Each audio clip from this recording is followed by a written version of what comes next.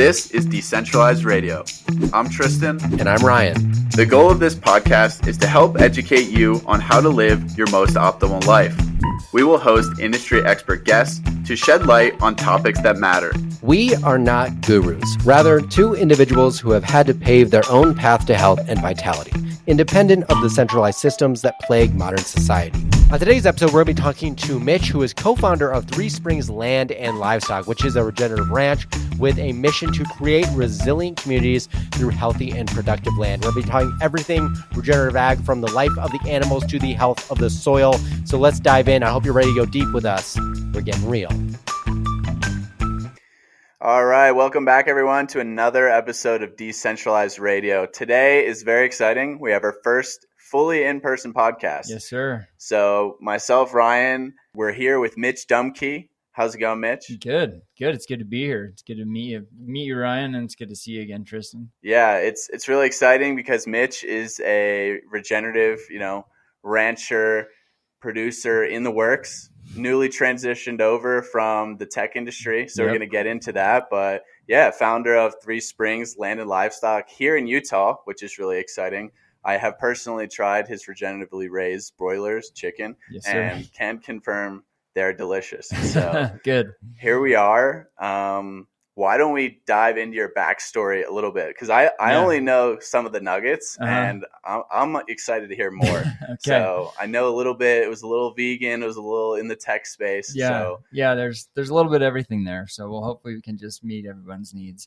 So it started off with, I've always been an environmentalist. That's just kind of how I found myself when I was in the fraternity system. I convinced everyone to transition to LED light bulbs so that they could save more money on Thirsty Thursdays. I was always trying to find the angle to figure out how to motivate people to help with the environment in whatever way motivated them.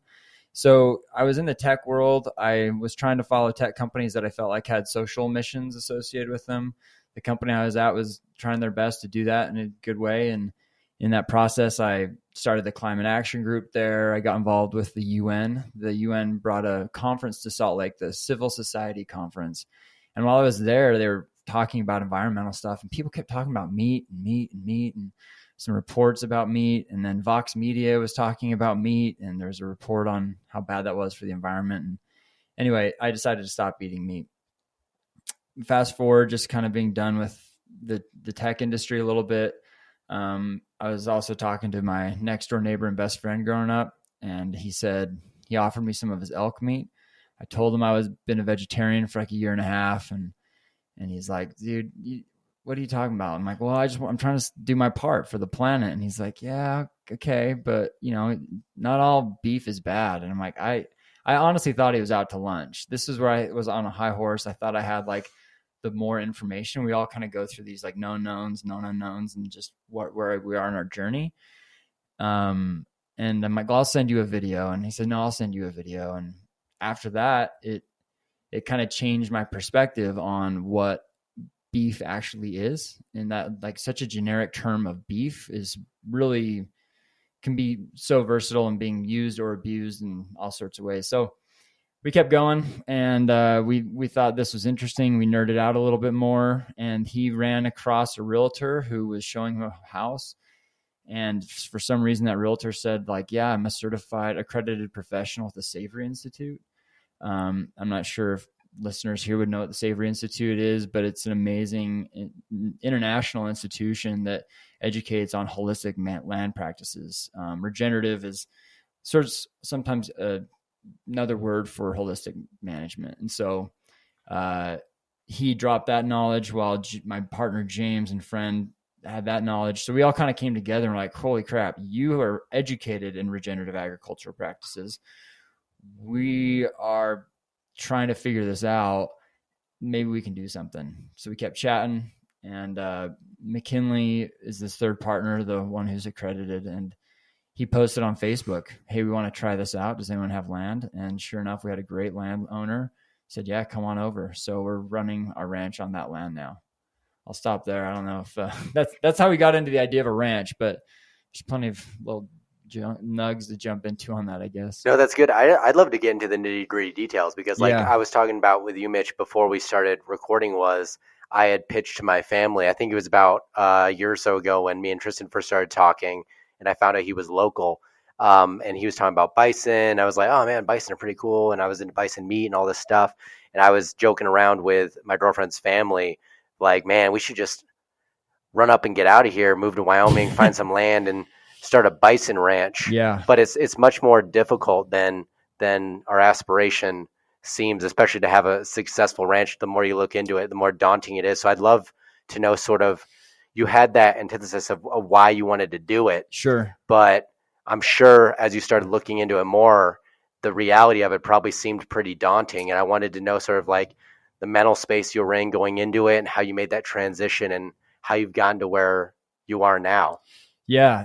That we've had a lot of people reach out saying like, love what you're doing. I want to learn because I want to do it later.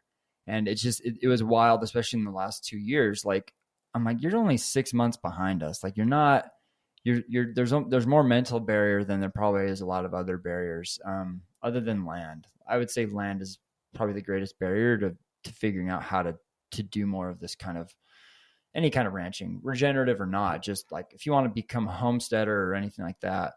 I think what's the most overwhelming part is how much information is out there. And what we found was helpful was a couple things. One, McKinley, our third partner, grew up on a ranch. So he had just the fundamental familiarity, not a lot of firsthand knowledge, but just familiarity with just animal husbandry and what it looks like to manage a cow, to brand a cow, to like know cow cycle or whatever it is, just the life cycle of a cow. So like that was helpful. So I think for us, we came together as three partners for a couple of reasons. Like we had different skill sets. I had a background in human-centered design and product management in tech companies. James had a background in accounting and finance. McKinley has a background in being a realtor, but really, and also living and loving the land and being in that space for his whole life. It was this really just soft skill that he had that he probably didn't realize he had. I think what worked for us was that when we found land, and you need a willing person who is patient enough to let you do something on their land. I think the unfortunate timing of like people wanting to go grow their own food has also come up at the same time. I'm looking at Tristan's hat. It says Big Sky, Montana. It tied in with Yellowstone. Everyone was able to sit on their butt during COVID and start watching Yellowstone.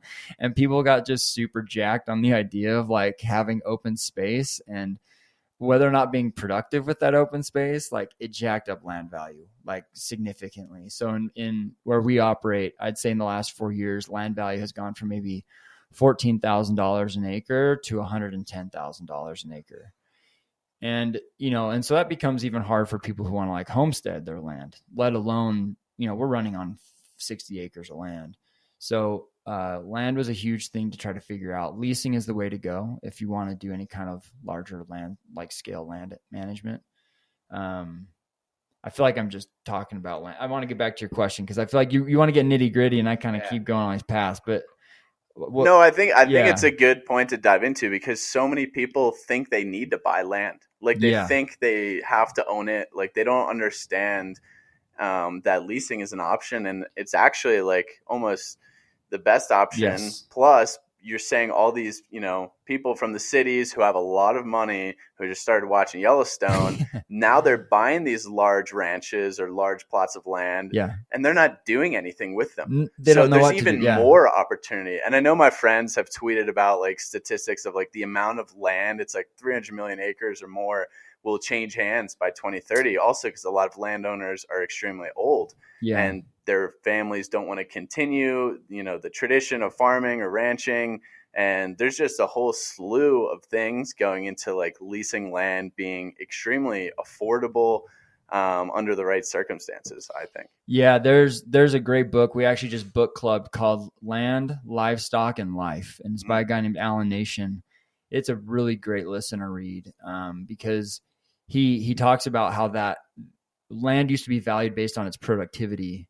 And in the 80s that flipped and productivity was no longer about like agricultural production or livestock production. It's purely just on land value and highest and best use. And that really changed things. So it would have been valued, in the 70s, 80s, go buy some land and it would be valued based on its productivity, which agriculturally could be feasible.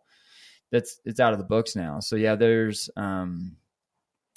just better options. So, and he talks a lot about that argument of leasing land. If anyone wants to check out an amazing land leasing rancher, Greg Judy is a guy on YouTube. He Missouri, right? Yeah, yeah, and he's just got these lo-fi YouTube videos where he's just pretty much filming himself in the field, but it's just he leases all of his land pretty much, and I think that's the way to go in the future, honestly. But these landowners that they want to put their money somewhere. So how would you go about, like, to someone who has no idea, like, to even start, like, how would you recommend they find a landowner and start knocking on doors? Like, is there a repository? Like, yeah. I've heard crazy stories of all the above. So I'm curious, how did you find your landowner, and how would you maybe do it differently? So we found our landowner on Facebook. It was on a community information page on Facebook. So people can kind of just post about general events and conversations. It's,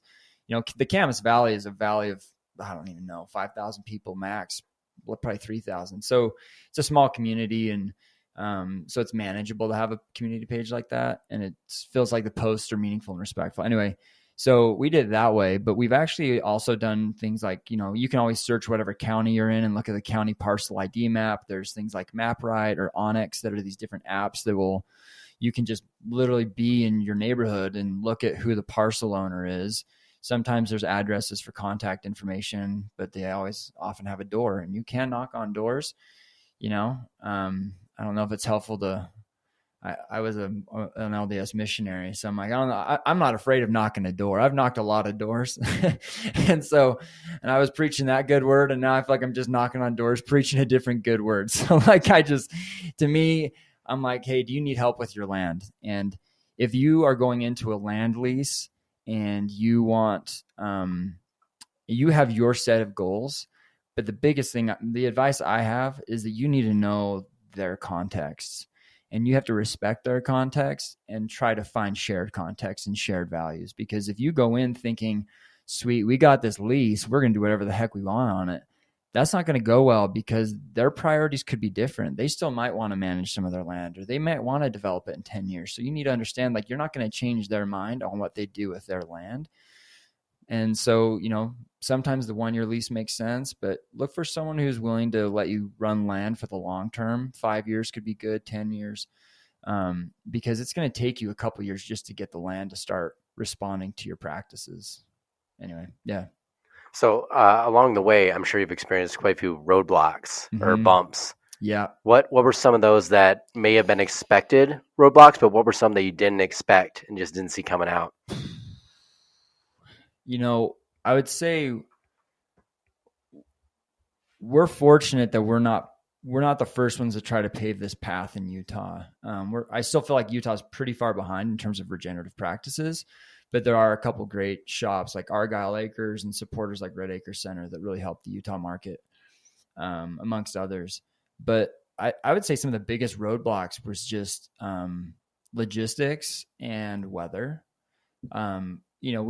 We had cattle first, but then we decided, like, to cash flow this business, we needed something that turns over faster. So we did chickens, and just the logistics that are required to figure out how often to feed them. And you're taking care of a bunch of, like, dogs or cats. I don't know what your metaphor is. And so I think understanding that you become dependent on nature and you're not in control was actually probably one of the biggest barriers, I would say. We really have been fortunate with good mentors, but I'm coming from a tech background and product management and working with developers. What do you do when there's a bug? Well, you bifurcate, you do a git bisect, or you do something to try to figure out what is or isn't working in this code, and you debug it and you fix it. So you have this false sense of, like, I know what I'm doing and I can fix this. We can debug this and get a new version out. When it comes to nature, like, you don't have that luxury. You actually are dependent on this thing that we still don't fully comprehend, that is sentient, and you have to just trust that it will respond appropriately and trust that your practices are going to do that. So I would say, maybe it sounds cliche, I don't know, but, like, I would say the biggest barrier is, like, the mental block of, like, knowing that you can't do everything and that you have to trust this unseen process that happens underneath the soil. That's honestly where I've like, and then like to see that a year later is pretty magical when you kind of like are stoked that you trusted that instinct. Yeah, and I feel like the variety too. I mean, it's the snowiest winter in 40 years, so you picked a good time to start. But a year ago, everyone was saying it was one of the worst droughts on record. Yeah. 3 years in a row and all this stuff. So we've been through pretty wild little.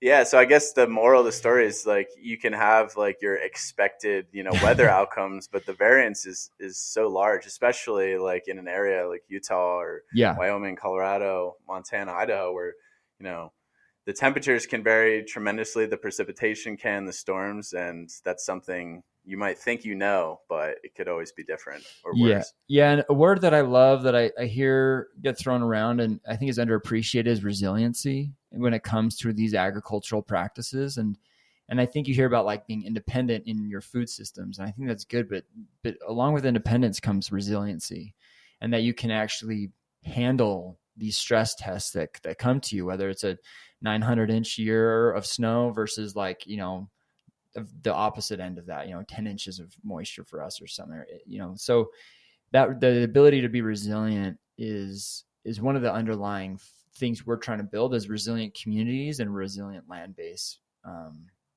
Because that's how you can actually survive those. Yeah. And I think that's like one of the, foundations of regenerative or holistic management. I mean, that's the whole point. So you mentioned already that Utah kind of maybe is okay or below average on, regenerative, and just, I want to get your opinion on exactly what that means. What's regenerative holistic management? There's so many synonyms. Yes. Regenerative grazing, adaptive, holistic, multi-paddock systems. And as we were talking about beforehand, it's become a buzzword. So I can tell you for sure it's going to get greenwashed. It already is greenwashing. Yes. Maybe after we can talk a little bit about the certifications of regenerative and things like that. But to start, what exactly do you see as a regenerative system, and why is that different from a traditional conventional system? Yeah. So the way, in my simplest form, I see a scale of degenerative, sustainable, regenerative, going from sort of a state of taking away value or taking away productivity to sustaining productivity to then regenerating, which is actually rebuilding productivity in something. We have regenerative braking in electric vehicles. You're rebuilding energy, right? And so that's the kind of agnostic definition that I think of in using that word regenerative. What regenerative maybe doesn't capture in the idea of rebuilding something is what I do love is in the word holistic is that you're not being a reductionist. You're not saying that there's only one component that affects another component. That a reductive mindset would be that, if I just add nitrogen fertilizer to this field, I will get yield. And I only think of that first order impact of that action. And that's all that matters. Holistic would be like, well, when I add that nitrogen to this land base, and then some of that erodes off and goes into our stream system, and then goes down into Utah Lake, and then creates an algae bloom in the middle of summer, maybe that's not a good idea anymore. And so holistic starts to look at this larger picture. And so that's why I think there's value in using that word holistic versus regenerative sometimes. I feel like it's been less abused. Another word that, that we think about is, actually, I don't even know what it was. Regenerative and holistic are kind of the two big ones that I kind of jump into. You also mentioned degenerative. Oh yeah. Degenerative, I guess, would go into the industrial world, which is that, the way we've been running our crops for the last 80 years, especially post World War II, where we had an exceptional amount of available nitrogen from leftover ammunitions and bombs, and we figured out how to create nitrogen in a more effective way. And so that then said, hey, we have this soil base, let's just grow things on it, and as it stops being productive, we can just topically put a chemical on it and maintain productivity, all the while it keeps degenerating the actual health in the soil. Joel Salatin is an interesting guy. He made an observation when we were visiting his farm. We were just on one of his tours, just with a bunch of other people. And he had this, it looked like a thought in the field. Maybe it was staged, but he said he said, when you think about it, in the Midwest or wherever industrial farming is happening, he's like, it's essentially hydroponics.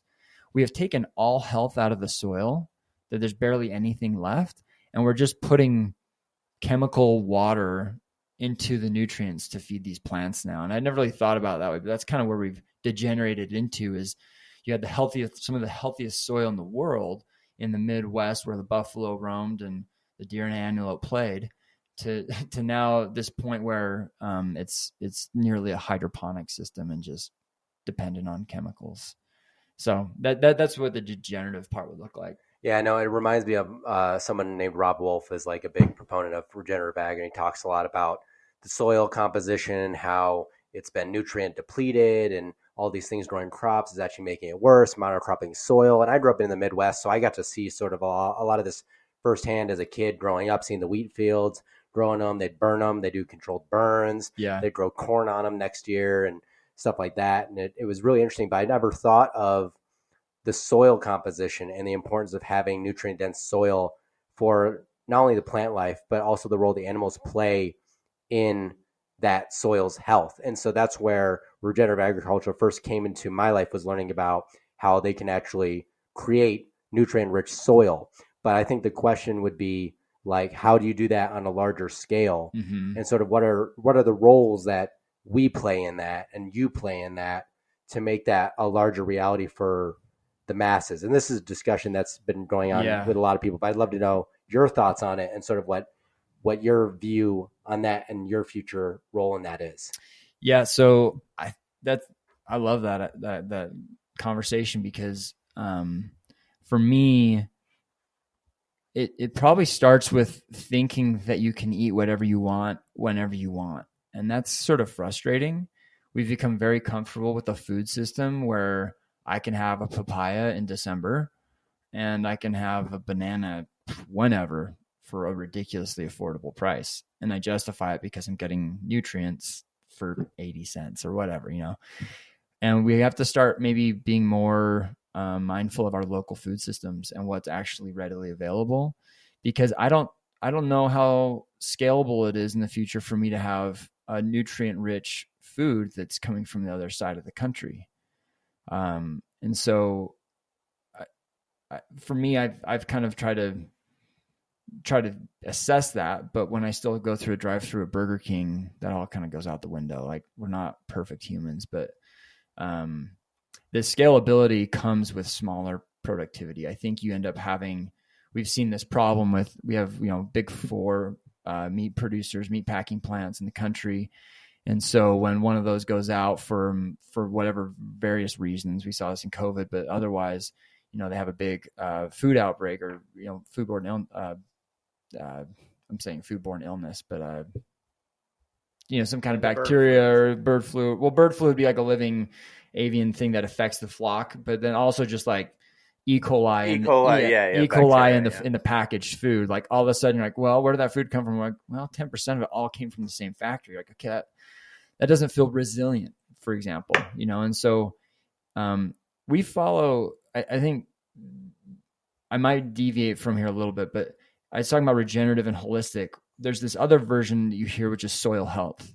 And that's a nice outcome focus, which is like, look, we can be regenerative, we can be holistic, but the outcome we're actually focused on is healthy soil. And so when you have healthy soil, you have one of the principles we follow, the soil health principles, is diversity. And diversity, I think, diversity can also tie into maybe this idea of like decentralization, that if you have redundancy and diversity and different ways to accomplish the same task, then that's healthy. And so if you can have 10 small chicken operations versus one large chicken operation feeding a community, then when you do have an avian flu or whatever other reason, something, or a fire on this side of the county and not over there, you have a little more redundancy and resiliency in your food system. So I think it's scalable, but requires more people. And sometimes we are so focused on efficiency, saying like, hey, let's have one person grow 1 million chickens. They were like, oh, it seems pretty daunting for like 100,000 people to grow 10,000 chickens. Math might not add up. But the idea is the same. Is like, it might actually require us to step in a little more and produce a little more in a for lack of a better word, decentralized kind of way. Yeah, and I mean that's what we're always talking about. I think Joel Salatin, you mentioned him earlier. He's the one who said if everyone had 5 chickens in their backyards laying eggs, the egg industry wouldn't exist. Yeah. So how do we get to this point in the first place? And overall, it's we just traded quality and ownership responsibility for convenience. Everyone flocked to cities, and the answer of scalability, and we could dive into the numbers, but it's like if there's so many people in cities and they've just gotten so disconnected with their food system, like none of this is even close to imaginable in the short term. No. We have to really reinvent the wheel and connect with the local community. And then that's why I think what you're saying is so important, because right now the food system's run by these big corporations and everyone's just paying them. The money's leaving the local economy. Local producers are just struggling to get by. So I'm curious, how do you see like breaking out of that and kind of like reconnecting this local sense of, knowing where your food comes from, supporting that, and then kind of getting more people interested in, maybe a small scale operation? Honestly, so for me, knowing what I know now, I would have been more confident going to farmers markets, both as a consumer and a hopeful producer in the future, and just talk to, I think I had this like psychological barrier thinking that like these ranchers and producers and gardeners, whoever they are, I can't talk to them, or I don't know. I just saw like you didn't have the knowledge to talk to them. I didn't know how to talk to them. I didn't want to bother them. It felt so like I'm a tech person at the time. I'm like, how am I going to go talk to you about your pork? Like, I don't know. But the reality is that these people are so passionate about what they do, and it is such a great supporting community that I'm to your question, I think you go there and say, I want to learn more about what you do. And that can be as a consumer or as a aspiring producer, and you'll still get an immense amount of like education and benefit from that to be able to know how to start doing your own thing. You can probably create a mentor pretty quick if you just go and talk to those people in the farmers markets. Those are, I think they're having a comeback. Even in Utah, they're starting up some smaller ones. Some of them are a little more crafty in nature, and so we don't seem to sell as well there, but start small and start with a targeted community. Don't think you need to, go be one of these large operations overnight. That you're going to lose your shirt because it's not the most profitable business. Like, I think we have stars in our eyes still that we're going to make this work. And I quit my job probably prematurely in that fashion. I've been living on savings longer than I want to admit. And my wife wants to admit, trying to prove the viability of this model. But I actually really firmly believe that if you start to live within your means and better define what your means are, that you can do it. We just have to step away from a lot of conveniences and luxuries. Yeah, you're bringing up so many great points, and I think I want to dive into it's like the value of food, how much people should be paying, because you're inherently as a local high quality producer competing with the average big conglomerate at the grocery store, Walmart beef, even Whole Foods like beef. So it's such a challenge. And I'm curious, how do you see, the value in that? Because the average person just looks at sticker price. I mean, they do. We're talking nutrient per dollar calculations that nobody's doing. No one's doing. And then if you do want to get, meat tested in comparison, like it's kind of a gray area that's just starting to emerge. So it's tough. It is. Right now, we see our supporters and producers come from two realms. One, they love a local. We actually think in our marketing and our, like any words we use, the most powerful word we use is local. And we find that is some of the greatest support we receive from people, is that practices sometimes come second to just the fact that we're around the corner. And when it does come to practices, people, we charge $8 a pound for a whole bird of chicken. And I say that proudly, but I also say that like knowingly that's not the most accessible for everyone. And there's an issue to be addressed there around food security, food accessibility, especially for certain populations that are more vulnerable and don't have as much nutrients available in their food system. We feel fortunate that there's enough people, and this is a bad example probably, and like not proven well in my head, but to me, we're just first movers in Utah, and I hope that we never have to raise our prices. I would love for us to lower our prices over time as we identify our own business efficiencies and then have greater scalability, because we just want to be more accessible. But in our operation today, we sort of need to charge that premium because of our practices. So my hope is like you remember the 20-inch big screen, 20 years ago, that was $1,000. Well, now that 20 inch is a DI. So I don't want to ever be a DI, like a Savers or a Goodwill. I don't ever want us to be that thing. But the point is that hopefully over time, the practices get more broadly adopted, and then the price point comes down. That's my hope. Yeah, no, I mean, me and Tristan have talked about, I mean, in a couple shows that we're pretty optimistic about people becoming more aware of these things and the importance of these things, especially since COVID in 2020. I think a lot of people are thinking about I think they are thinking locally more than they ever have in recent history, at least in my lifetime, which is barely over 2 decades. So not that long, but I think you got a mustache. I'm working on it. This is 3 days growth. So we're getting there one day at a time. I'll be up to Tristan in 6 years. There you go. It took me that long too. But I think it all goes back to on some level education and the lack thereof in the general population. Like growing up, I never thought about where my food was coming from, how it was slaughtered, how it was raised, the importance of how it's raised, the importance of dirt and like all this stuff. It just showed up in my fridge, or I went to Walmart and I got it.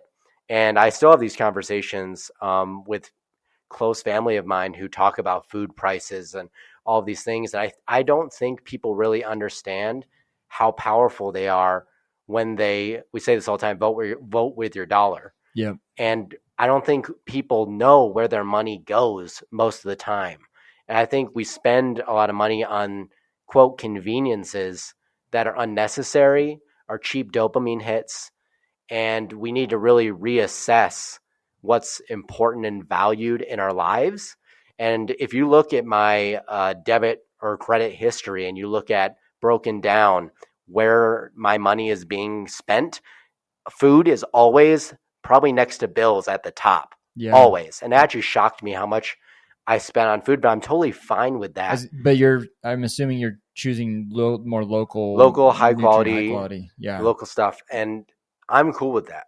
And I think that part of it's reassessing where we spend our money, right, and what we spend it on. I feel like I feel like we waste a lot of money. I feel like a lot of people are living check to check anyways, and then they get it, they feel good, and then they blow half of it on things that are pure dopamine hits or something like that, and they aren't necessarily thinking about the future. Unfortunately, I feel like humans have a history of waiting until it's really, really bad to take action. Yeah. And I feel like we do an okay job of pulling out and making it on the other end, but I'm hoping that we can maybe get there with this stuff a little bit faster than historically anecdoted. Right. When I'm curious, like the idea of we pull out is a general statement, and I'm sure there's a lot of carnage along the way that a lot of groups of people probably didn't pull out okay. You know what I mean? I think as this large society, maybe we existed as America still and had a flag still, but definitely some certain communities probably took hits along the way. But I mean, I agree with what you're saying. It's this is going to become the Joel Salatin podcast, because he talks about, and I found his quote, but I haven't found his sources on this. But so I think it's an interesting idea more than I want to I wish I had the source. But the idea is that we used to spend, say, 18% of our income on food and 9% on healthcare. And over time, that has essentially flipped to 18% on healthcare and 9% on food, roughly. And that the idea generally being that, we're spending where food isn't seen as preventative care, that we're not really seeing our diet as one of the best ways to prevent medical issues. And I'd love to get to that point.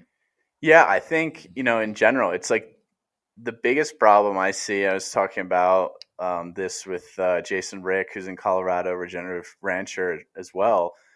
The incentives structure is just totally broken. I Yeah. mean, there's no incentive for, people to switch really to regenerative or more holistic management. I mean, there is, but it's like longer term. And then it's, this question of will they even be able to command a premium? There's a lot of risk involved, but then there's no incentive for the consumer really to value it, that much higher when they have this readily available food that they've Store just bought. Yeah. been buying. So why not? And then, yeah, on the food health system side of things, there's nothing incentivizing people to be healthier. There's no like reduced health insurance premiums. There's nothing really Right. directly in that's built in. That's why, we're paying 5 figures per capita in healthcare costs, which is the most of any developed nation. And we're seeing no return on that investment at all. Like it's Because negative. the underlying issue is still the same. Exactly. And, it's a sick care system. We know that, but it's because there's no incentive to treat like food, lifestyle habits as, an input to preventing that in the first place. Yeah. So, yeah, I'm curious, how do we make progress there? Is there, if there is a way, have you thought about that kind of at a higher level? I think there is, as much as I'm frustrated with the system that exists and maybe that's been established through, bills and legislation and other things like that you have to kind of fight fire with fire. And so we need to go back to these, local, state and federal bills and understand how to influence them to be different. And we've seen some good progress where there's a state bill that came out that's going to fund food pantries can actually buy local food, and they're stocking their pantries not just like the second leftovers of grocery stores or something, which are still food that's edible. And the second leftover makes it sound not edible or something, but maybe it's ugly fruit or ugly food. But so that to me is actually just a promising little nug. Like I was at a meeting last night and they're like, hey, we're interested in buying your meat, your food. Like you're going to buy an $8 a pound bird. Well, we're going to discount it for them. But the idea is like, oh, wow, a food pantry could actually be stocked with really good organic grocery producers that we know, and then our pastured poultry. So there's definitely some paths there, but it does start with influencing. I think a really timely thing to talk about it. We don't have to talk in detail. I don't know enough about it, but the farm bill. Mm-hmm. I mean, 5 years ago, I wasn't a farmer, and the farm bill comes out every 5 years. And so now I'm like, oh, farm bill's a thing. It's like $10 billion I'm saying the wrong number here, but we spend a ridiculous amount of our money, taxpayer money, on farm systems and food systems. And it's only assessed every 5 years in terms of maybe how that's budgeted and allocated. And there's a lot of push. Kiss the Ground is really trying to do a good job advocating for that, that there's more regenerative practices included in the farm bill. So it's a frustrating system to work in, but I think we have to, as much as I want to just give my middle finger to it, like I got to keep trying to figure out the good path there. Yeah, and I think it's like we're tying in a lot of things, and the farm bill is good because it's, subsidies, for example, right? Like also, there's food, the cost of food is so distorted. Like it's been distorted for like 40 years. Yeah. And people don't realize that. People are like freaking out that, a dozen eggs is like $6 a dozen. It's like, that seems reasonable. I mean, right. For 50 cents, you're getting 6 grams of protein, a lot of nutrients. I mean, this is still a low cost, high nutrient dense food. But in general, when you have, high fructose corn syrup, like soybean oil, that's like produced monocrop agriculture, just rows on rows on rows, and it's subsidized to where it's guaranteed paycheck from the government, you're going to get this inherently low artificial cost. Yeah. So everyone's perception of food prices is totally distorted.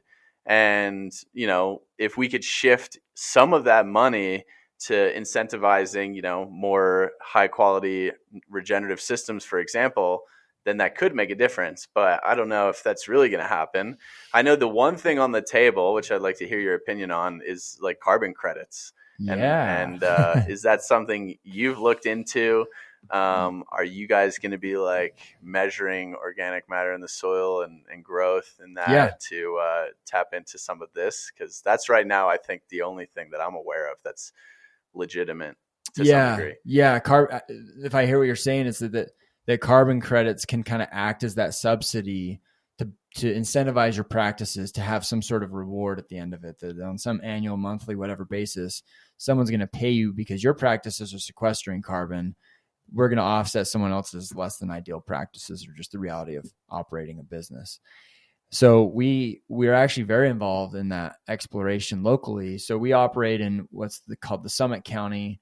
We're just 20 minutes east of Park City. Park City is the highest discretionary income area in the state of Utah, which is partly why they probably can afford our $8 birds more than maybe if we were trying to sell this down in another county.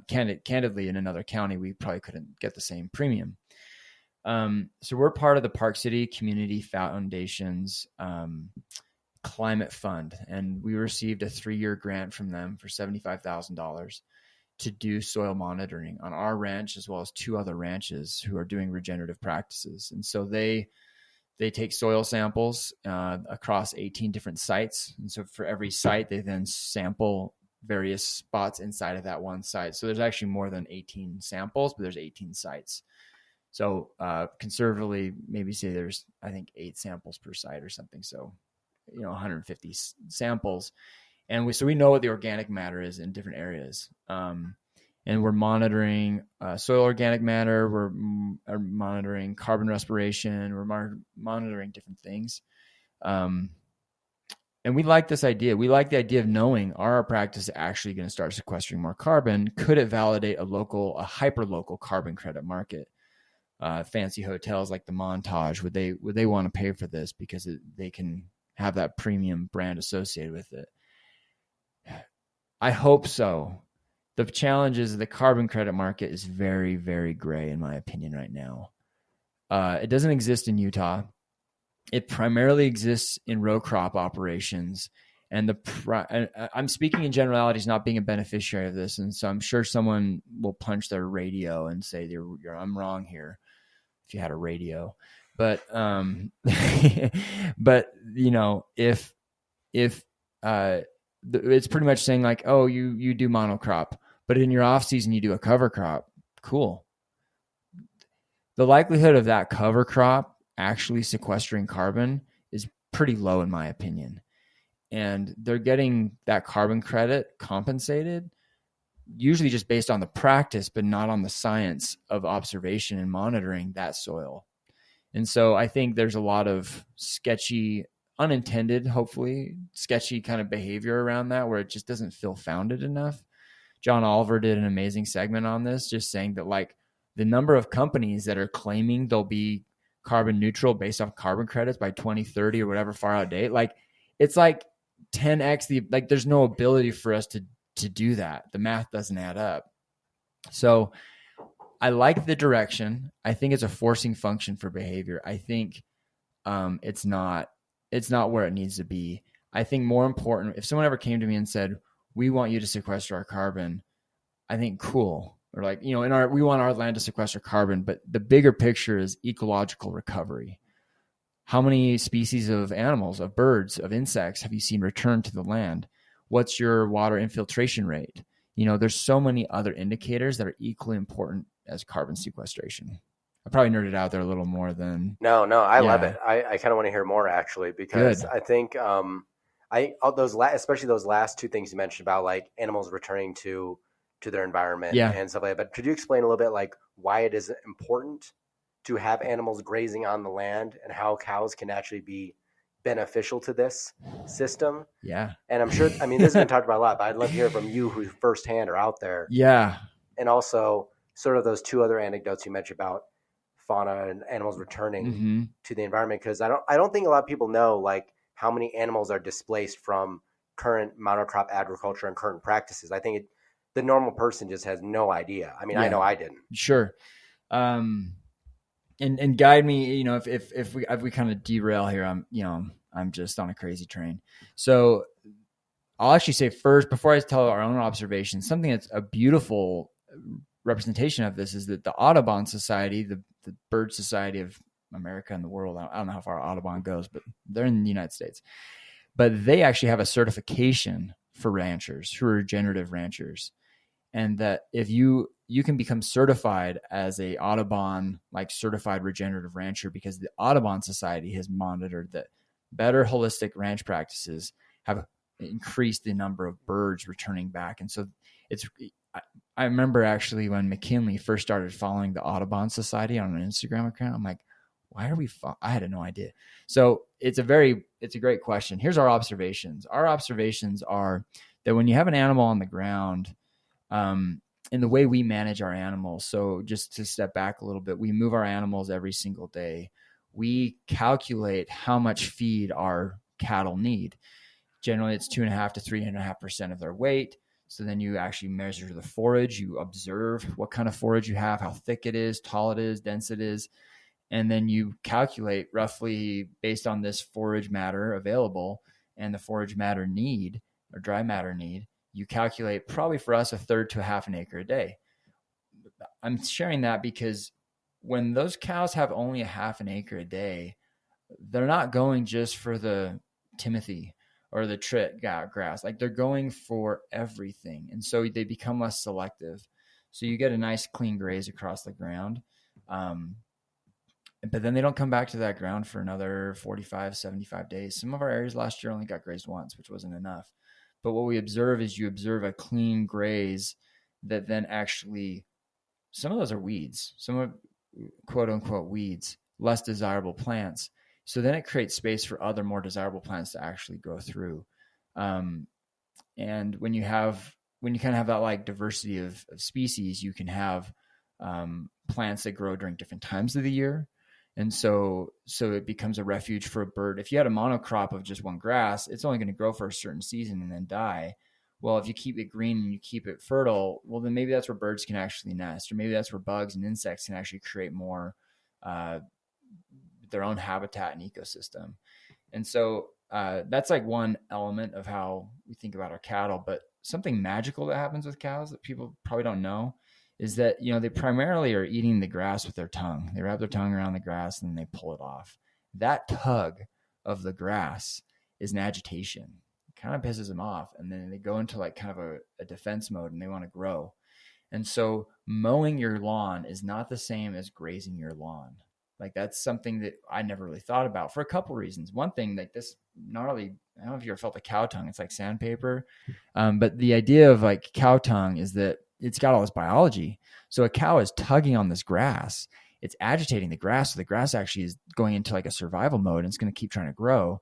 And it's got all this biology on it now. And so you think about your microbiome and what's coming off of some saliva, it's actually going to be super beneficial to the land just to have that biology on the grass. And then also this tug to tell it to keep growing. Yeah. So the animal impact there, and then their hoofs on the ground is agitating the land a little bit, giving a little bit of tillage there, but not like dramatic tillage. And so those kind of components of the animal, obviously they're dropping manure and they're dropping their urea, their urine.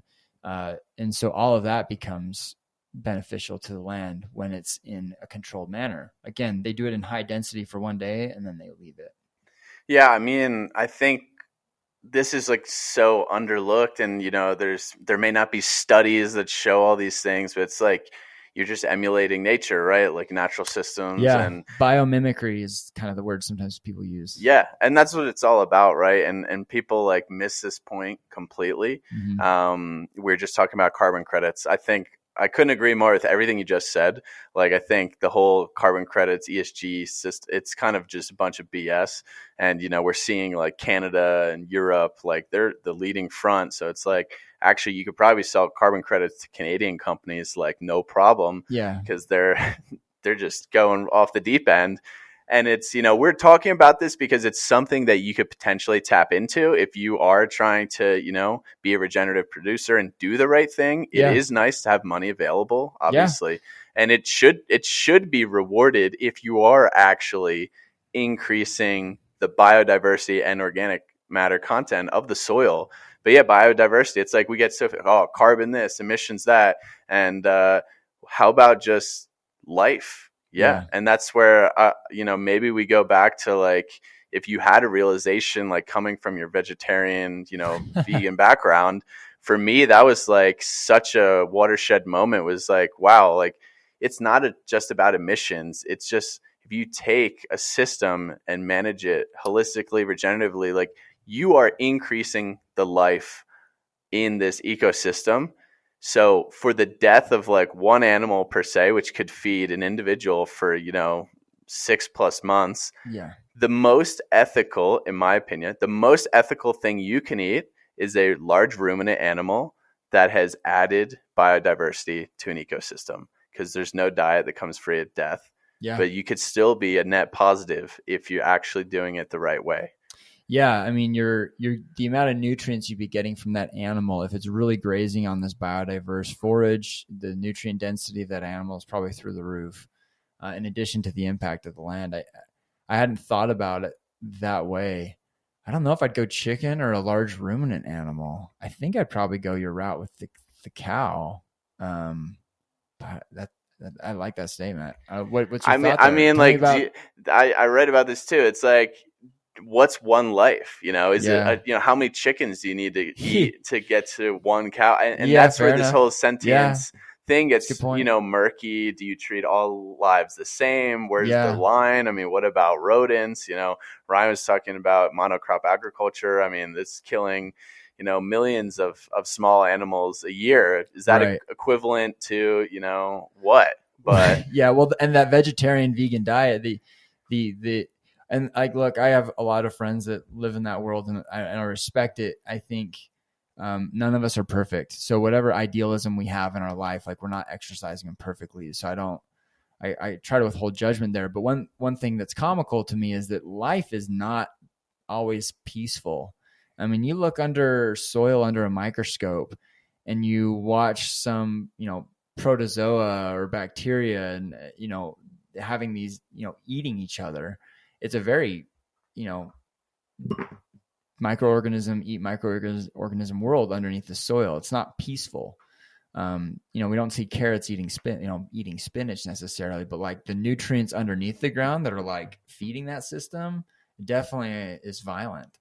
I mean, it's all about survival, right? Like at the end of the day, like biology is just built to survive and pass on DNA to the next generation. Like, I mean, you can get into the whole ethics of that. It's like a death in nature is probably going to be more cruel than a death carried out by a producer. There's so many bad players, and I respect vegans, vegetarians too. I say it all the time. Like, I think their thought process, well, first off, they're taking a conscious decision for either their health or the environment. So let's just applaud that, because most people don't give a shit about anything. Right. And, but they've been misinformed, and they don't realize that this is totally nuanced. So it's like what you're doing is completely different from like Tyson.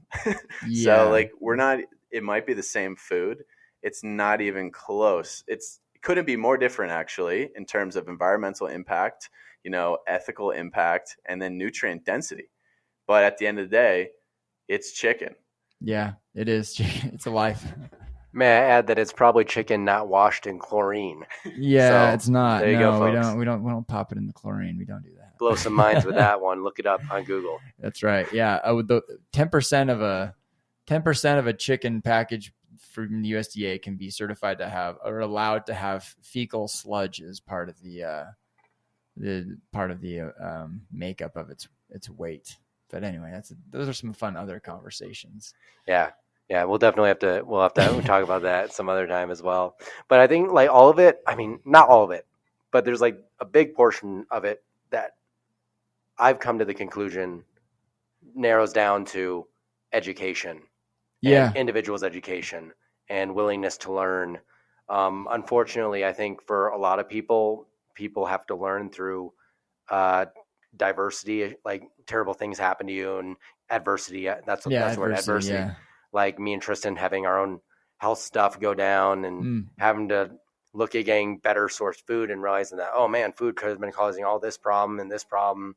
And so I think like the uphill battle is getting twofold, getting people that are already having some of those issues to look into things and not just stop at the prescription counter and end their entire journey there on one hand, and then two, get the complete normie that has almost no knowledge of any of this somehow have interest in it, which I don't know how you crack Yeah, that. I don't. That's a great question. I mean, That was more to the ethos. If you Yeah. know, let us know in the comments. yeah, I don't know.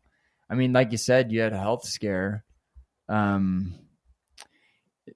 we get more, I mean, it's interesting. I think one thing to the normie, I mean, I was a normie, or whatever. Yeah, like I didn't know about this until 2 years ago, but now that I know about it, my parents keep telling all their friends, like any proud parent wants to do. And then when I see their friends, they're like, "What are you doing?"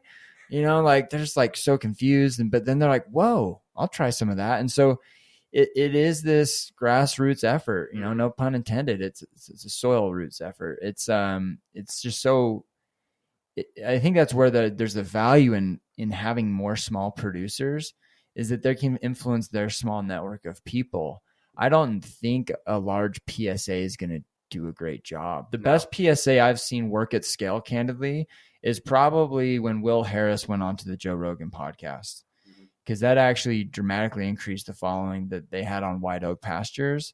And he's a fantastic orator and explainer of these things, and went out to a very broad or a large audience of people. But those are people who are ready and willing to listen, to explore and understand something. I think you got to have people who have the open ears. Yeah, and even if you listen to that podcast, like he talks about, he's like, I don't want to ship meat to California. He's Right. like, this is stupid. Yeah. And he's like, I could supply, all of the Southeast, or the Southeast could buy all my meat potentially, but it's just not at that level yet. So Yeah. I think you're right. I think it's like a web that's going to continue to sprawl out, because if you think about like 10, 15 years ago, people didn't have access to a lot of these things, whether it's because social media didn't exist or, direct to consumer marketing is kind of just like exploding. I mean, there was not a lot of people who were doing it, because producers, I mean, we were talking before the show, they don't want to do marketing. They don't know how to do marketing. Yeah.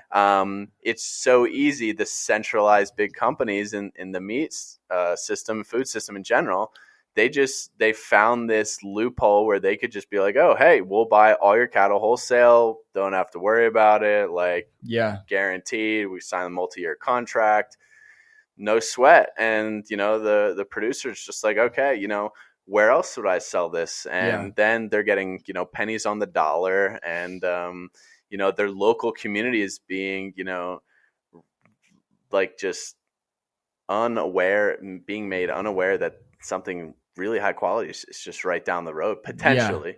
I think it's a really good point to mention, though, when you think about conventional agriculture, ranchers specifically in this case, trying to move to regenerative agriculture, there is going to be a hit on income, especially in the short term, like as they make that transition.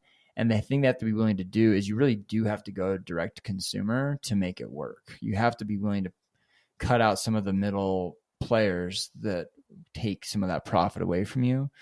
And that's overwhelming. We're very fortunate to be in a population center that's very, there's enough discretionary income and just enough population density that we can tap into it. I was at a pasture poultry conference, and they're in the middle of nowhere, and they have a struggle doing direct consumer because of that. Just the local market's too small. So there's some balance to try to figure out how. I think you still are going to need logistics providers, last mile logistics, and you're going to need some of the infrastructure that has existed to, like, globalization has allowed us to become efficient at a lot of things, logistics being one of them. Doesn't, let's at least take advantage of that now and just make it back down into a more local context. We need to figure out how that, regional food system can kind of work as well. Yeah, 100%. I mean, I'm working with the Bison Ranch in Wyoming, and it's like, yeah, there's the local market does not exist. I mean, it's just, there's not that many people. The town's like 5,000 people. There's a couple more towns of a couple thousand people. Like Salt Lake's the biggest, population center. Yeah. But in general, it's going back. It's like this hidden cost of food. A lot of it is in like this logistical world that people don't even realize. And who can play in this world, profitably? big corporations. They have the fleet, they have the volume, FedEx, UPS. I mean, these are like top customers of, freight shipping, and that's how they're able to deliver it like affordably across the country, across the world. And that's just not scalable really at a high quality level. Right. And it's not decentralized. And then you get, the food security issues. The grocery stores are empty because 10 cargo ships are sitting outside LA, like unable to dock. And people need to realize that this is not how things really should be working. I mean, if you cut that all down and, say you sell 100% of your meat in Salt Lake City, greater area, I mean, you're not shipping anything. Maybe you're dropping off in your car, your truck, but you're not shipping anything. That's right. And that's foundationally how it should be. And then you're taking all these other inefficiencies away. Right. And I mean, that's truly like food security at the highest level. That's some of the argument I know, like with cryptocurrency, is that like, okay, maybe there's a lot of energy or a reasonable amount of energy being used for the mining of it, but there's not the brick and mortar building. There's not all this other infrastructure associated with the financial system that's sometimes not thought of as deeply. And that's out of my pay grade to talk about, but that's my general understanding of it. One thought on the idea of, I think one thing I've loved about being a rancher and being at farmers markets is the ability to exchange value. And that's been a very interesting experience, is that like, I see a woman who's got like a big old bag of organic peaches out of Colorado. She comes to the Park City Farmers Market and she's like, I'll trade you 2 bags of this for a chicken. And I'm like, really? Like, sweet. And I had these legit peaches, and like, I can get salmon and I can get these veggies from Mad Snacks or whoever it is. And I'm like, and this is, that exchange of value for value is a very, kind of, it's not dissonance, the wrong word. Forgotten. It's forgotten. Yeah. You don't see that a lot. It's just pretty much like cash here, cash here, cash here. But cash sometimes isn't necessarily value of something you've created. I don't know. It's been an interesting thing exploring and understanding. It's funny you mentioned that, because I remember we were at a farmer's market a couple days ago, and I saw Tristan talking to this sauerkraut guy selling sauerkraut, and he was not really bartering, but he was kind of talking, getting granular with him. I was like, man, you can do that with people? Like, we can just like, I'd trade you a cotton shirt for like a jar of sour. That's not that specific, but I just, it's just a thought that like never would have even occurred to me that you could do, is like exchange services in a way. I think that's like an important tool for people to utilize. And I actually, one of the last questions I want to ask you, because we're kind of rounding up over an hour here, is how can people like us, who are not only consumers, but are online kind of getting word out there, help people like you who are producers? How can we help you on a local level, but sort of a higher level too? Because I think we're sort of like on that education level for people. Yeah. But how can we help you out? So I think going back to that idea of like the local regional food systems, I mean, the next time there's a farmer's market going on or anything related to local food, go to it and follow every single person. If you're engaged in social media, follow them. Make a conscious effort to engage and follow what they're doing and repost what they're doing. Like, to be that little compounding voice for them is huge. We've been exposed to a lot of other people because someone will just add our reel to a story, and that goes a long way. So, if you're in that space, that's huge. Otherwise, I said before, like, try to get more active. Find someone in your state that is following food in the legislative world and agriculture, and get their emails. They're going to be annoying for 6 weeks, but just freaking read them and be annoyed for 6 weeks and see it as like a small education system to like follow the development of your bills every year, because it's going to be important. And then obviously, like you said, you pay with your wallet, like, vote with your wallet. If you eat a burger out once a week, like, just take the extra time and say, you know what, I'm going to spend $30 on a chicken and make meals for 4 or 5 meals, instead of buying some chicken that's going to cost me $15 for a meal, and and just take one of your meals that you think about that is convenient, and commit yourself to making that meal yourself and saving yourself at least money and exchanging it for time. I do this with ice cream all the time with my kids. They want to go out for ice cream. I'm like, no, we're going to go to the grocery store and I'm going to go buy some good Tillamook and we're going to crush that and get a whole lot more of it. It's not the best example of like regenerative ice cream. You got to make your own ice cream, man. I know. I'm working. I'm incrementalism to perfection. That's what Joel said. You know, you gotta. Yeah, I'm not going to the ice cream shops. I'm going to big buckets. But now I need to go make my own ice cream. No, I've got to get my cow. I don't know if I can do that. Are you gonna do dairy? What's next for Three Springs? Am I gonna do dairy? Not at 6,500 feet elevation. I think there's better ecological context that should do dairy, because we'd have to feed those cows a lot of supplement and we can't grass graze them. So no, but egg layers is something we're very interested in doing.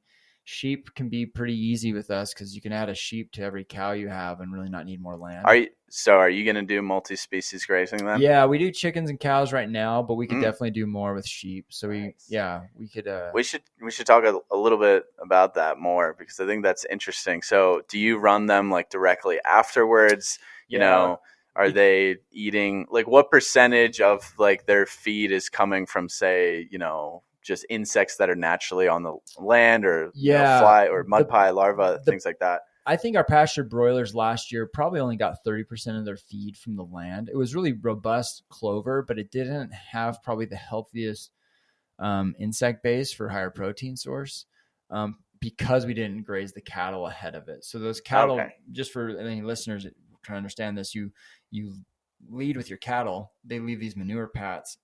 About 3 to 6 days later, those manure pats have a bunch of fly larvae in them that haven't hatched yet. And so then these chickens go to the larva, or go to the manure, and just shred it with their claws. And they get in and they do a beautiful job spreading manure. And then they also get all this, you know, high protein source. So we haven't done that last year. The timing was off, but we will do that this year.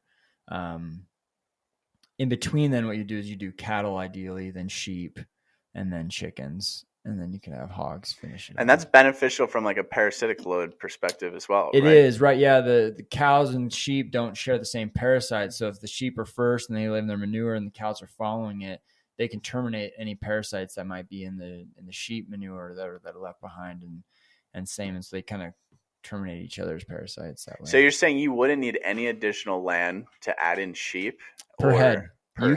Because they graze just differently in different parts of the grass. Sheep graze real low, right? They're a lower grazer, yeah. So you need to manage it accordingly. Maybe you need to go up a little bit, but if you're doing daily moves, I mean, we haven't proven this yet, but we have 16 head of cattle right now. If we brought in 16 sheep, we wouldn't need to increase the amount of the size of the paddock that we put them on each day. Yeah. No, that's so fascinating. And we talk about scaling regenerative agriculture, and I've written about this, and it's like there's things that like you can't even calculate or take into account, and one of them is for sure like multi-species grazing. Yeah. I mean, I know there's been some, you know, companies or ranches that have experimented with it, but I feel like it's just kind of getting started. And another thing is, you know, just think about all the grass. You know, you're talking about how the tongue ripping it out of the ground is not the same as mowing it. Like, think about all the grass that's just sitting on like corporate land. They're just paying lawnmowers, you know, it's really a waste. And we could get high quality nutrition out of that land. I know White Oak Pastures, one of the coolest things they do, they're just partnered with a solar farm, and they're grazing sheep under like around the solar panels instead of like that company paying a landscaping.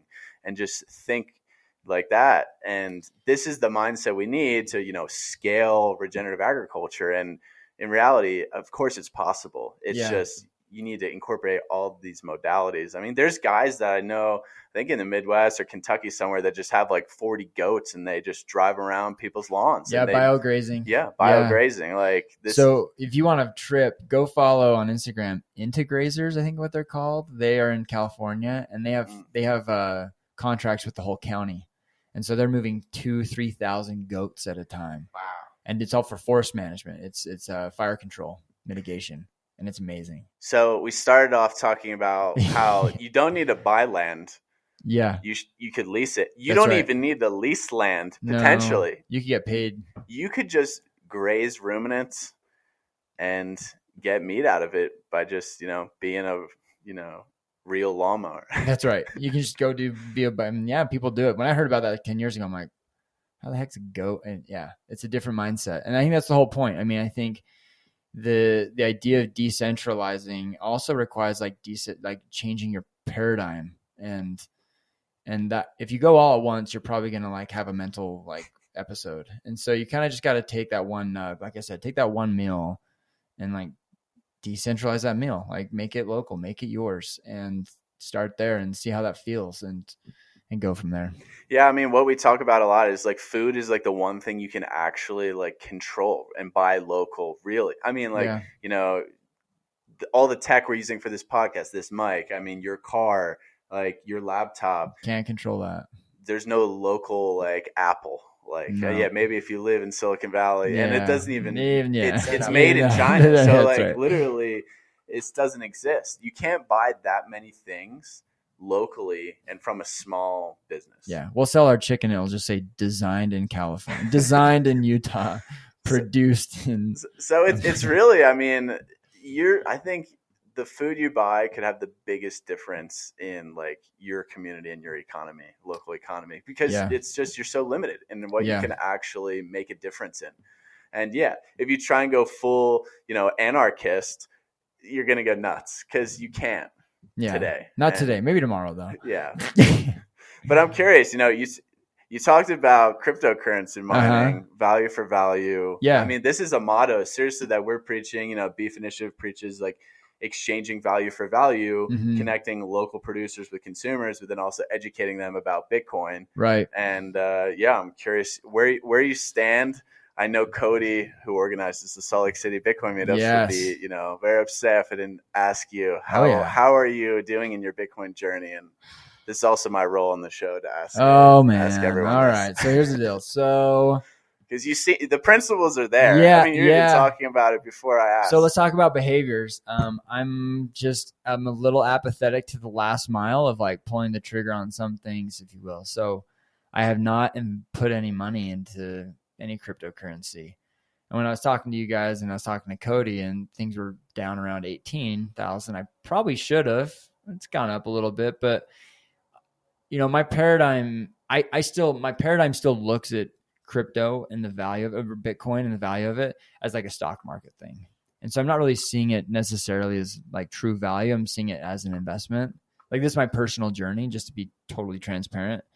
And so I'm kind of like, I'm not utilizing it as a transactional tool yet for exchanging value. I would love to open up our chicken to be available to be purchased through Bitcoin through some of those services. In the short term, our mind is that we would want to probably liquidate it and turn it back into cash from a business solvency perspective in the short term. Part of that's because I have two partners and like we all have different contexts in terms of our social, our capital needs right now and our liquidity. And so, but I would love, I have no qualm supporting it, but my own portfolio looks like I'm a lurker. I'm just monitoring the market a little bit, but I have not put in more out of laziness than like concern, because this same dope also happened to be able to buy the opening shares of Rivian. I was looking at that today. The Rivian shares from when they went public, a year ago, I'm down 80%. So I think even someone who bought in Bitcoin at the high is doing better than that right now. Sorry, that's a long-winded answer, but there's my journey there. It's pretty funny. I'm one of those people that bought Bitcoin at the high. There he is. I had put it off. My friend Eric actually talked to me for years about Bitcoin, like probably since 2017. Kept like, I should put money in this and this. And he looks at it purely as sort of like an investment stake. So that's the only view I've ever had of it until basically I read Tristan's book. Yeah. And link in description.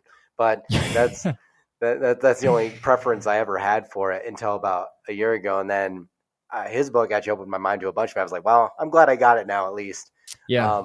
But it's one of those things where sometimes I still get tripped up talking about it with people like my dad who don't understand any frame of reference around it, and they even make me do a double take on my decisions. But I think long term, I mean, it's going to be good, I think. Yeah, I mean, at the end of the day, it's like if you have that foundational knowledge of the principles of decentralization, Yeah. To some degree, it's inconfiscatable money. You own it. It's like you're responsible. Right. You see kind of the macroeconomic environment, bank insolvency. I don't know if that changed your mind. A lot of people start asking me about it again. I'm like, oh, this is interesting. Like, this is good, but I think until you realize that it's not just an investment, you're never really going to fully get there. So, no, I agree. I highly, encourage you to just keep taking a deeper dive. I mean, if you have any questions, but in reality, it's just exchanging value for value. Yeah. And, Bitcoin is the most perfect digital store of value that has ever been created because it can't be altered. It's digital scarcity. And governments can ban it, and there's all these criticisms that I talk about. But in reality, with a fiat currency that is continuing to inflate in its supply and deflate in its value, there's just going to be more volatility. And people always talk about Bitcoin being so volatile. I mean, everything is volatile right now. Yeah. So no one's asking you to just go all in, especially when you have a business that is like so dependent on cash flow. Right. But, think about it more. And if you start opening up, people to pay you in Bitcoin, which I think is a fantastic way. I've been selling bison meat and bone broth for Bitcoin, and I haven't even been buying that much like outside of that.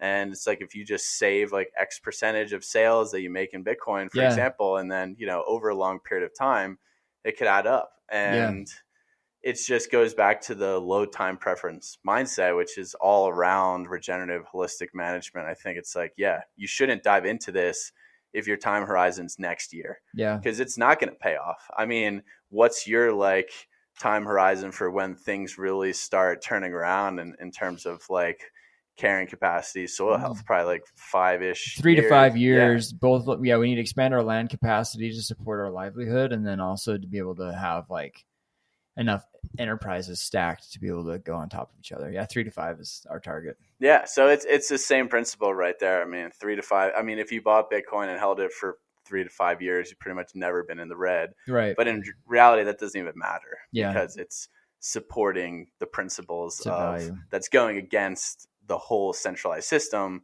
that is kind of standing on one leg right now. Yeah. All right. Well, I'm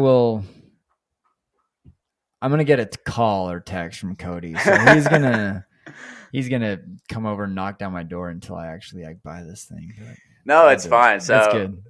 It's awesome to see. And I think the ranching community in general, like, share a lot of these principles. I mean, they don't like big government, they understand like the issues with the system. Yeah. But so many people are kind of like on the fence to change. I mean, so many people are just like, well, why would I move to a regenerative style of management when I could just keep doing what I'm doing? So, I mean, what's your pitch to producers, to ranchers? Like, how do you get them on board to actually changing their modality? Because that's, what it really comes down to. And now I'm pitching Bitcoin, but it's like, how do you pitch that to someone in terms of management practices and to become more decentralized and in control? Yeah, our pitch is primarily, the way we see the greatest impact is in two things.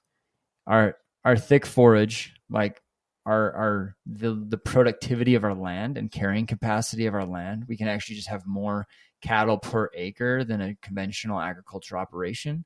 And so that's like one representation of an economical like viability, is just that like we can actually handle more cows on our land. More cows equal more income for that individual. And then the other one is just like reduced inputs. If you have reduced inputs, then you actually have more opportunity for profit. And, Gabe Brown tells his story about selling all of his heavy equipment to be able to just go all in. That was out of desperation, but the same thing can exist out of intentionality. And just that, to us, we want to show resiliency in our communities. Like, to your point you brought up at the beginning, you have the largest transfer of wealth happening in the next 10 years. And so when we have a family-owned land operation that's operating in the red, and so that landowner dies and it goes to some version of an estate, and discussion is how to disband it or what to do with it. Do we sell it, brother, sister, or do we keep it? Well, is it a liability, or is it is it actually benefiting us? And if it's break even, most of the time these people will be at least connected to it enough, like, well, let it keep operating and be slightly in the black. If it's in the red, they're like, well, X home developer is going to pay us a grip for it, so let's do it. And so I think one thing I will say, though, is that if you are a rancher right now, one, your average age is about 66, I think, right now. That could be based on old data, but it's in the 60s, upper 60s. And often that seems to be the only route. I either need to be profitable and have some business that my kids inherit and they're willing to run it, or I have to just sell this thing because this is my retirement plan. There's something in between, which are conservation easements. And conservation easements are a really great way to be able to put your land into conservation for in perpetuity, but it can still be agriculturally used and have access to that land. It can be productive, conserved land, but that land, you can sell that land to a conservation group, and so you still get money. Not as much as the current crazy value, but you still can get a lot of money. You get some tax incentives along with it. And so anyone who has land and is going through this transfer of wealth in the next 10 years, you can still produce a liquidity event and keep that land in productive green space in perpetuity. And so a lot of people don't know about that, and it's a really valuable space. Yeah, I know in Wyoming, if you just have a conservation easement, they'll just pay you like a one-time lump amount, based on your acreage up front. Yep. But I also know it's kind of controversial because some people then you feel like they're bound to, what they have to do. And, maybe it's their decision now, but if their kids down the line, then, they're bound to this agreement potentially. But I can see it either way. I can see the pros and cons. There's a perfectly horrible example up in Park City called the Swanner Preserve.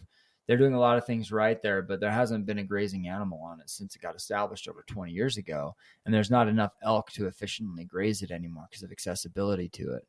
If the ruminant could get to it, it'd stay healthy, but it is overrun with a lot of undesirable plants, and it's not a healthy ecosystem in some regard in some areas. And so, when you go into what's called like a wetland reserve conservation easement, that can be so restrictive that it actually, in my opinion, can negatively impact the environment. So are they just not allowed to graze animals, or? Yeah, the conservation easement states was set up in that regard. Yeah, and some of it shouldn't be. It's a wetland. Like some of it's a wetland, and like riparian, it's too sensitive. But there's other parts that totally should be grazed. And so, you're absolutely right. If you go with the most restrictive easement, saying do nothing to this land, you get the most money paid out to you for that commitment. You can take a little less money and be willing to let other things occur to it. Or you can say, hey, there can be still 3 buildings on this land in the future sold, but everything else needs to be. So you need to just decide that like $10 million on your 800 acres is enough as opposed to getting 20 million. And that goes back to actually to the 80s of like productive value of land versus market value of land. Yeah, I think it's fascinating. It sounds like, there's a spectrum there, of course, and it's context dependent. But it's interesting. It's like, why is it that they pay out the most for if there's nothing? Because we know that doing absolutely nothing is not good either. Yeah. Well, nothing in terms of human involvement. Like building and stuff, I get, but say grazing, for example, and you're saying. Yeah, and I think, we'll have conversations with them. I don't want to throw Swanner under the, there's a lot of context for why those decisions were made and a lot of influence that we're learning more. When that easement was set up versus what we know now is different. So I want to respect the journey they're probably on right now. But I think there's some areas that don't need human involvement and don't need us to graze it, but just nature can graze it. And that's sufficient. So I think there are spaces, places, mountain ranges, especially, that don't need grazing on it and can be a healthy ecosystem still. And so I think it's heavily dependent on context and location. But you're right. Look, there's a lot of places where we do need to graze things now with human owned livestock as opposed to natural roaming buffalo or other ruminants, because we've just jacked up the system so much. Like the best thing we can do is try to regeneratively graze it. Ideally, we just roll back the clock 150 years and could let those buffalo continue to roam. Yeah, it's fascinating, and I've talked about this, with the bison ranch I'm working with in Lander, Wyoming, because they have another 1,000 acres that are like half on a hill, and I'm like, what about grazing that? He's like, then the elk would have nothing to graze, and Yeah. it's like this is kind of the thought process and the deer and the antelope. There's a lot, and Yeah.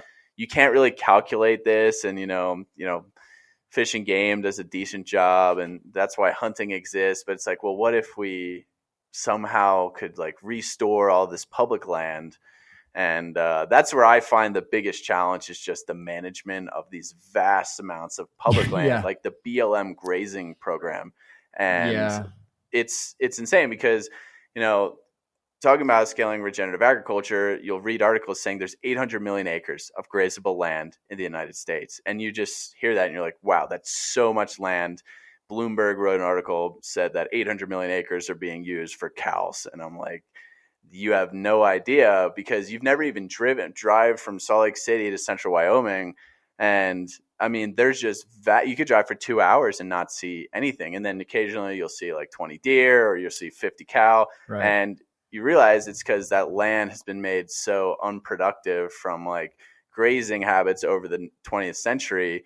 And then now no one wants to manage it. So all they do is what I call like open grazing, which they pretty much just throw out like, 50, 100 cattle. Yeah. Continuous grazing. Grazing. There's no management. And to me, that is the biggest issue with like utilizing land, and it's all rangeland, so the forage quality is low, and it's not getting a lot of precipitation. But even if you just started rotating them, it seems like a little bit, you could probably double, triple, quadruple the carrying capacity over a few years, or you then open up all this forage now for more wild ruminants. So I'm curious, have you thought about that? Like, what do you think? Should we start enforcing like this? To me, is just like the most untapped potential in terms of land. Yeah. And, if anyone who's interested, look up BLM land grazing programs. You can get dirt cheap leases. Yeah. But the land is, you might need 100 acres per head.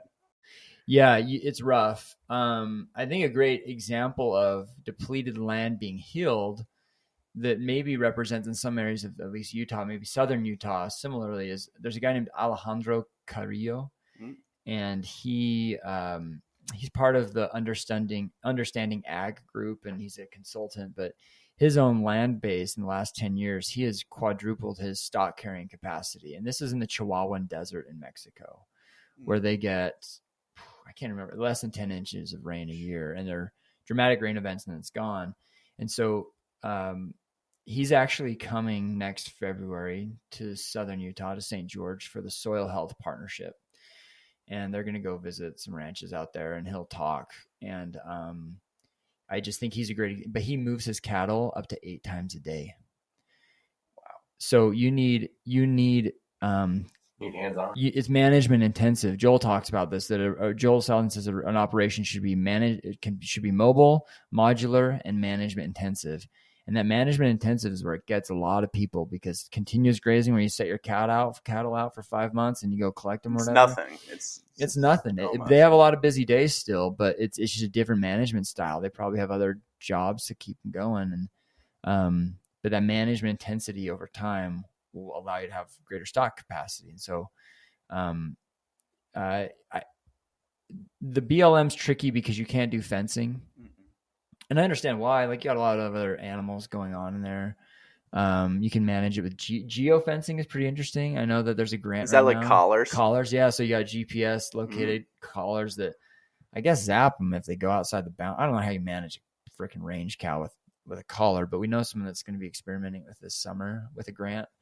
I think that's actually pretty encouraging. So where can tech enable and empower good practices, but not necessarily be the leading force on it, I think are interesting kind of overlaps to see.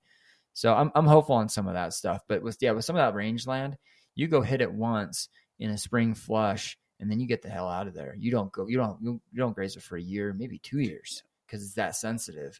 But that impact, that manure, whatever you did, it just starts the cycle, and it's going to take time. Yeah, and that's interesting. Would you need for the collars to have it on every cattle, you think, or maybe just a few lead I don't know. That's what I've always I been don't thinking know about, how because they it's got to be advise. a pretty expensive piece of, tech. And It is. I don't know because the behavior of our cattle is we definitely have some leaders.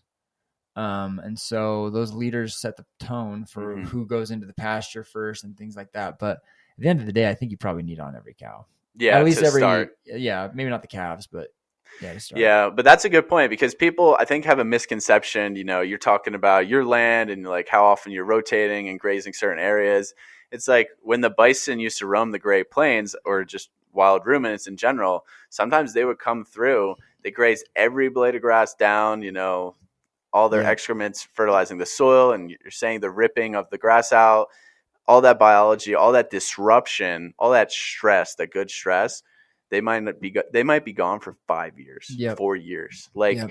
nature has this natural balancing mechanism, and we don't understand that to the degree that I think is important.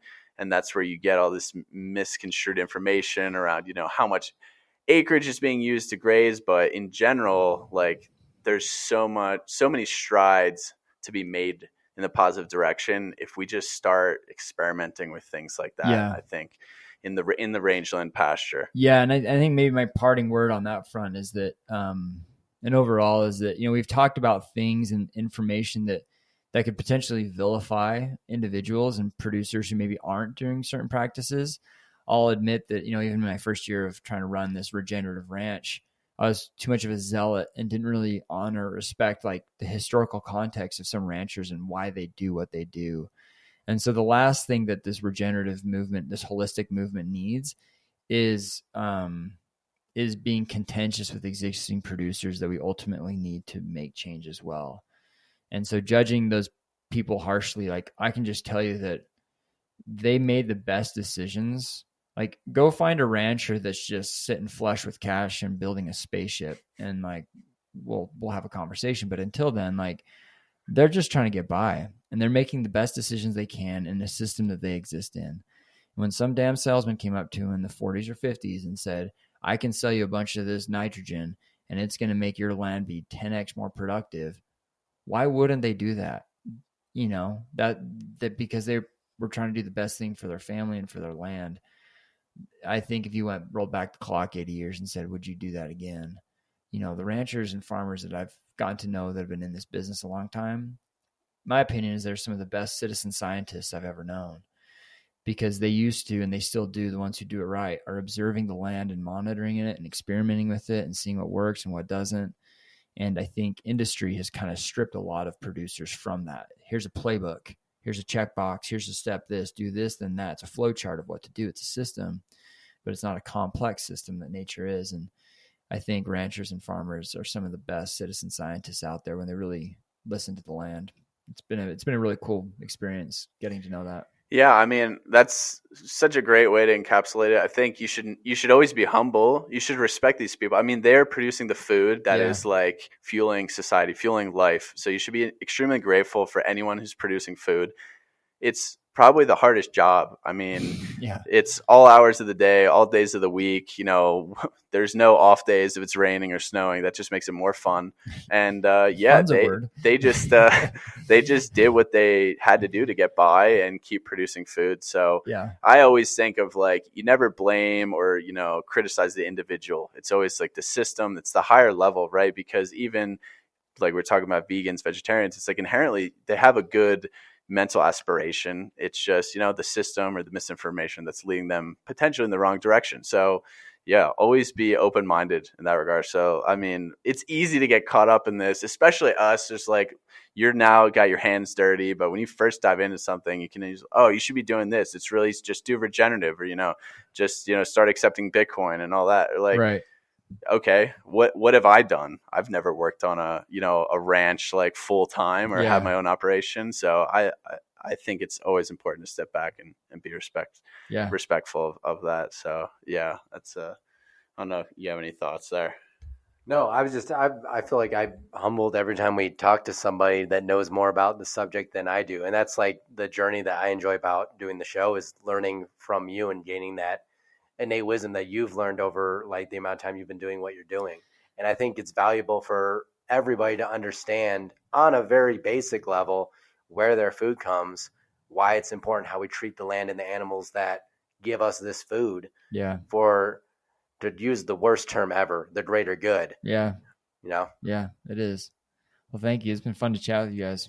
Yeah, and actually, I'm going to end this one out. But tell people we can find you, follow you, buy some meat if we're local. Yes. So our website is 3 Springs, Utah. It's the number 3 Springs, Utah. Utah ends with an H if you've never spelled Utah. I'll spell it out for people. UTAH. There it is. Utah. Utah. But 3 Springs, Utah, that's also our Instagram handle. We're most active there, just showing what we're doing on the land. If you want to see, DM us if you have questions. We always like to engage and talk. Our chicken will be available beginning of July. We'll sell at the Park City Farmers Market. We have drop-offs in the Salt Lake area and Park City area. We can't ship across state lines right now because we don't even do state inspection. We're exempt from a lot of inspection because of the amount we do. So the government can't tell us what to do. Well, they do. They just tell us what we can't do, I guess. Anyway, but yeah, that's how you can find us is 3 Springs, Utah. Well, thank you, Mitch. It's been real. We'll do it again. Thanks, gents. Appreciate it. Thanks so much, Mitch. Yep. Appreciate Bye. it.